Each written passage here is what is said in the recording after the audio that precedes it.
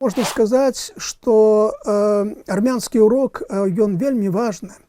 Краіна таксама, як і Беларусь, вельмі залежная ад Расіі, але тым не менш яна змагла пераасэнсаваць сваю трагедыю, паразу ў вайне з Азербайджанам, страту Карабаха, каб пачаць думаць пра нейкі геапалітычны разварот, каб пачаць думаць пра будучыню, якую Арменія не хацела б звязваць толькі ў саюзе з Расіяй. І гэта даволі сапраўды добры урок для Беларусі, што нягледзячы на вялікую залежнасць ад Расіі, свабода выбара заўсёды ёсць.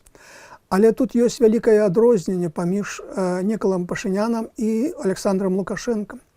А Пашынян мог абаперціся на народ, на ягоную волю, на ягоную падтрымку, каб працягваць працэс дыстанцыянавання ад Расіі. Лукашенко сабе такога дазволіць не можа.